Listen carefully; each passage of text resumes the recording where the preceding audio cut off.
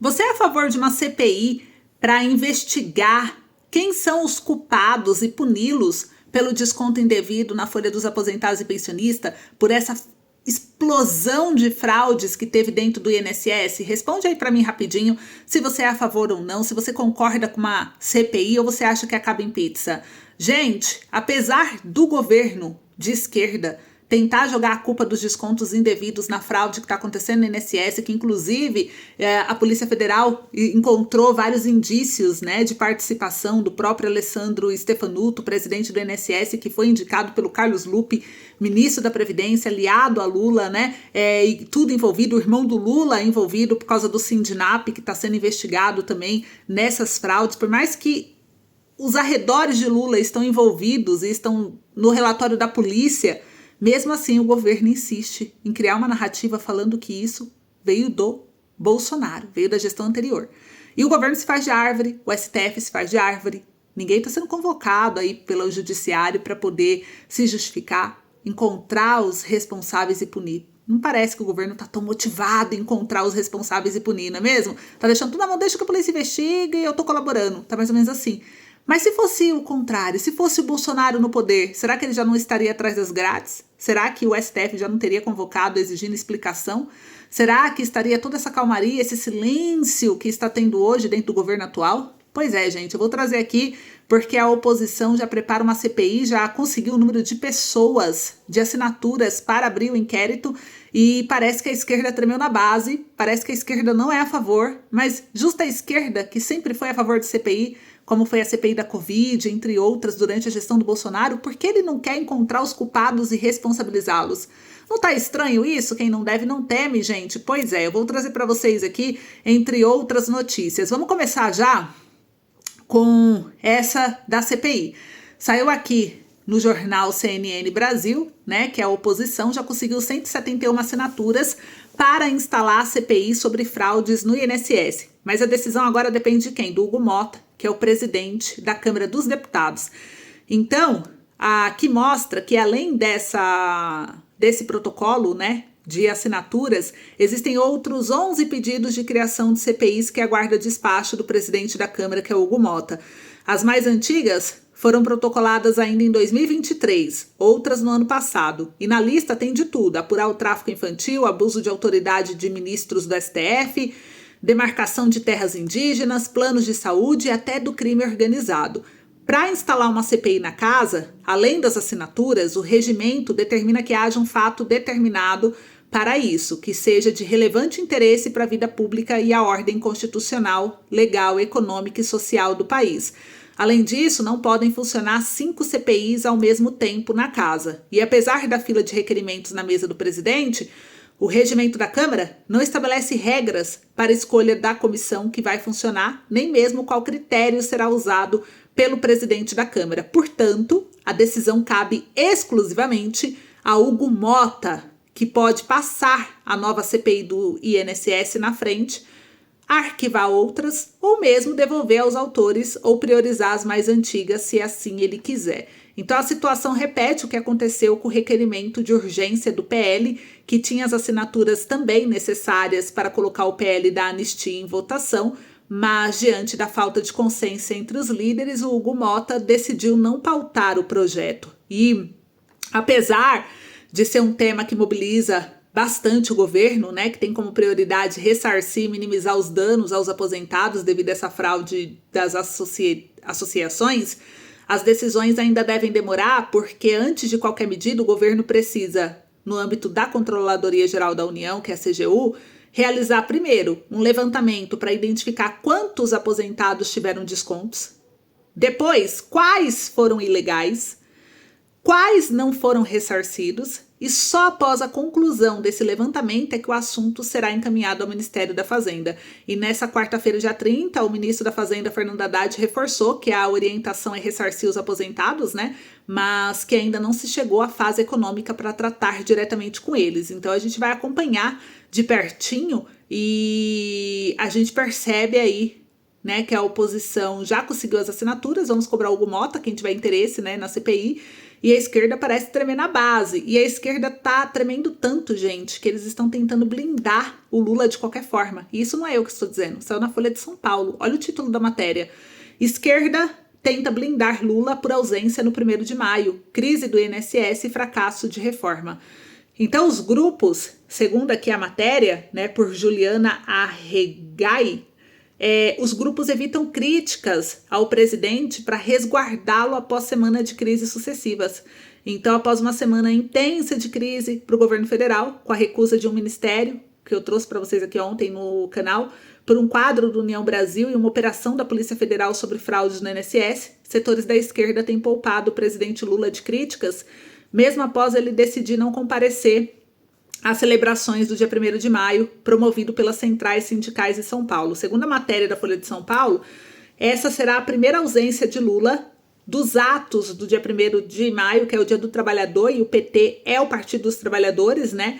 Então, desde que ele assumiu o 3º mandato, será a primeira ausência dele no ato do dia 1º de maio. E mesmo em meio às cobranças do fim da escala 6x1, né? Apesar disso, com a alta reprovação ao governo, os grupos à esquerda mais críticos ao presidente optaram por blindá-lo de ataques internos para resguardar sua imagem para a eleição ano que vem. Então a esquerda parece estar com medo de realmente não conseguir ganhar as eleições ano que vem. Eles viram que perderam espaço, né? O PL, que é o partido vinculado ao Bolsonaro, foi o partido que mais cresceu das eleições de 2022 para cá. E a esquerda veio só afundando. Então eles já estão sentindo isso, estão muito preocupados, estão evitando de qualquer forma expor o Lula. E os sindicalistas, que já haviam manifestado um descontentamento até com o governo do Lula anteriormente, eles resolveram agora vir de um tom mais tranquilo. Eles minimizaram a ausência do Lula no ato do dia 1º de maio, mesmo se tratando de uma data histórica para o PT.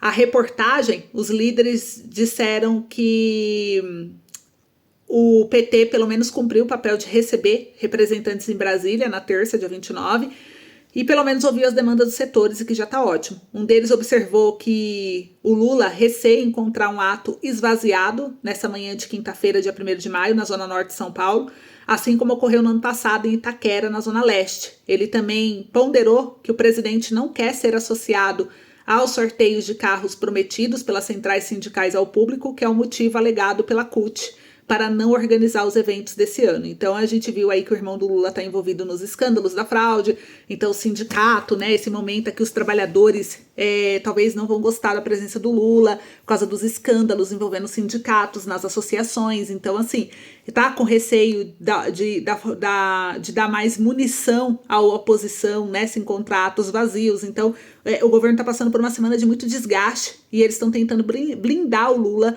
dessa forma, tudo bem?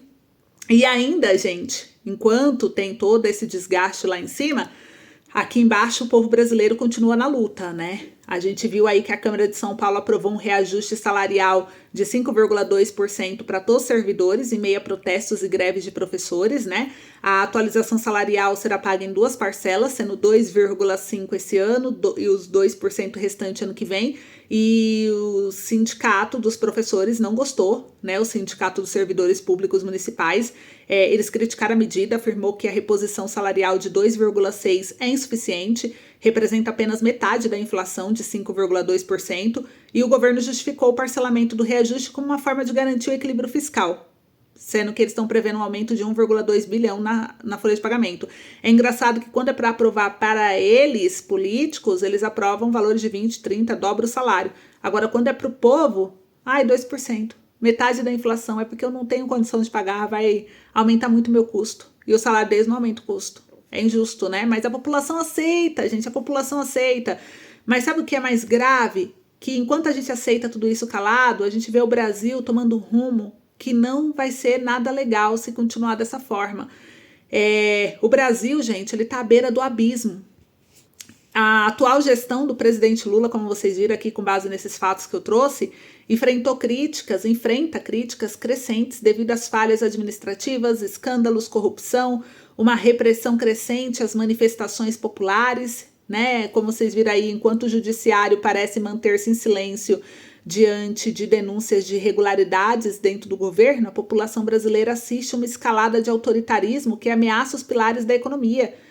E a gente viu aí, né, o caso da própria greve, né? A gente viu que, apesar da gravidade das denúncias relativas aos descontos não autorizados em aposentado e pensionista, o judiciário não tomou medidas significativas para apurar responsabilidades. Em contrapartida, os parlamentares da oposição é que estão levantando, já coletaram as assinaturas necessárias permitidas para a abertura de uma CPI, depende agora do Hugo Mota, destinada a investigar as fraudes, porque o judiciário mesmo está calado, assim como Lula.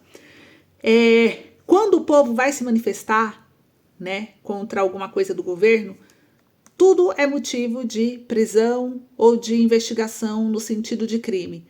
A gente viu aí os desafios, né, que a população enfrenta.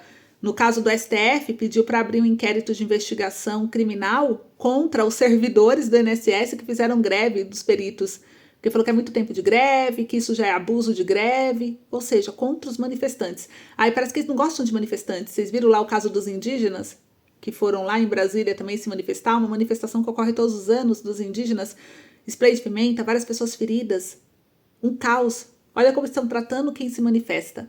Aí a gente viu o caso do 8 de janeiro, olha como os manifestantes presos. Então a gente percebe que essa atual gestão oprime.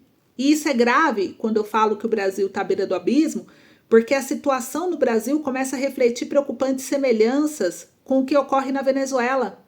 Se a gente olhar bem, após as controversas eleições de julho de 2024, o regime de Nicolás Maduro foi acusado de fraude eleitoral, resultando em protestos que deixaram pelo menos 25 mortos e 192 feridos. Além disso, mais de 2.200 pessoas foram detidas arbitrariamente, incluindo líderes políticos, jornalistas, defensores dos direitos humanos. Então, essa repressão violenta, perseguição sistemática a opositores políticos. Perceba que o Brasil, tudo a narrativa é golpe. Não é golpe, isso é golpe. Atentado contra a democracia. Não é mais só manifestante, não é só uma conversa de oposição. Tudo é golpe. Ah, você é contra mim? É golpe. Então você está contra o Brasil. É assim que eles estão tratando, é assim que está. E a justiça está lado a lado. Então a justiça não está sendo mais confiável, né? Pelo que a gente olha. E aí a gente vê na Venezuela parecido. As pessoas sendo detidas arbitrariamente com o apoio do judiciário. Isso inclui líderes políticos, né? É uma repressão violenta.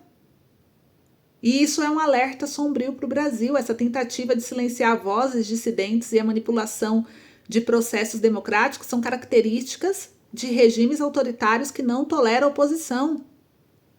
E diante desse cenário, é imperativo que nós, como sociedade brasileira, permanecemos vigilantes e ativos na defesa da democracia e dos direitos civis, porque a complacência diante dos abusos de poder pode levar a um caminho sem retorno, onde as liberdades individuais são suprimidas e a justiça se torna um instrumento de opressão. Estamos em um momento crítico da história nacional, onde as decisões e ações hoje determinam o futuro do país. É essencial cada cidadão refletir sobre tudo isso que o Brasil, o rumo que o Brasil está tomando, e se comprometa com a construção de uma sociedade mais justa, livre e democrática. Então, gente, o silêncio diante das injustiças são cúmplices da tirania. Então a gente precisa tomar cuidado, né? E aqui mostra o jornal, após fraude de Maduro, 24 foram mortos. O relatório da Human Rights denunciou assassinatos após protestos contra o regime chavista. É o que está faltando só no Brasil, né? Porque a machucar já está machucando, como foi o caso dos indígenas, que é uma prova, os manifestantes do 8 de janeiro sendo presos, né? Perseguição, condenações, prisões sem condenações, enfim, muitas irregularidades quando olha o Código Penal. E logo a gente percebe aqui que a repressão, né, desde a fraude eleitoral, mostra a matéria, mais de 2.000 pessoas foram presas por participar de manifestação contra o regime. Então, centenas delas foram formalmente processadas pelo crime de incitação ao ódio e terrorismo. Coincidência com o Brasil? A legislação venezuelana prevê pena de até 30 anos de prisão. Coincidência com o Brasil? No entanto, segundo a Human Rights, os opositores não tiveram acesso nem ao devido processo legal. As autoridades venezuelanas detiveram arbitrariamente um grande número de pessoas em flagrante violação do devido processo legal. Muitos tiveram negado a representação por um advogado de sua escolha, acesso a seus processos. Alguns foram processados em audiência virtuais e em grupo, que comprometeu seus direitos. Isso tudo é o que afirma aqui a ONG. E o desaparecimento de opositores, que também está sendo denunciado pela ONG. Sem informações oficiais, os familiares são obrigados a procurá-los em prisões venezuelanas e necrotérios. Olha a situação, é isso que a gente quer pro Brasil? Então a gente precisa acordar, viu, minha gente? Vamos tomar cuidado aí. Então é isso. Obrigado, um beijo, até logo.